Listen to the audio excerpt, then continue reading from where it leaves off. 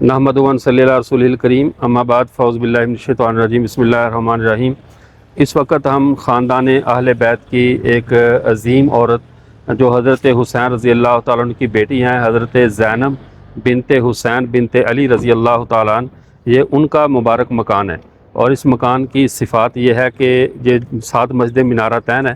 اس وقت عربوں میں ایک رواج تھا کہ گھر کے باہر مینار روشنی جلاتے تھے تاکہ آنے والے مہمانوں کو پتہ چلے کہ یہاں کھانا وغیرہ مل سکتا ہے، چونکہ انہوں نے 2 مینار 2 روشنیاں جلاتی تھی تاکہ آنے والے، یہ رستہ مکہ سے مدینے کا رستہ ہے، تو جو بھی مہمان آتے تھے اس رستے سے تو حضرت زینب بنت حسین بنت علی رضی اللہ تعالیٰ عنہ یہاں ان کو کھانا کھلاتی تھیں۔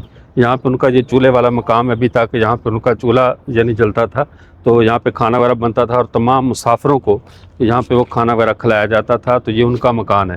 اس مکان کو بڑے یعنی تاریخی ورثے کے طور پہ محفوظ کیا گیا ہے، اور جو واقعی اس کی ایک اپنی تاریخ ہے، اور خاندان نبوت کی یہ صفات میں سے ہے کہ وہ مہمان نواز ہوتے ہیں۔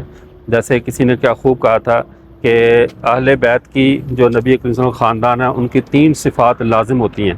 ایک، اللہ نے ان کو انتہا درجے کا حسن دیا ہوگا، دوسرا وہ جری اور دلیر ہوں گے، تیسرا وہ سخی ہوں گے۔ یہ 3 صفات خاندان نبوت میں خاص طور پہ ہوتی ہیں۔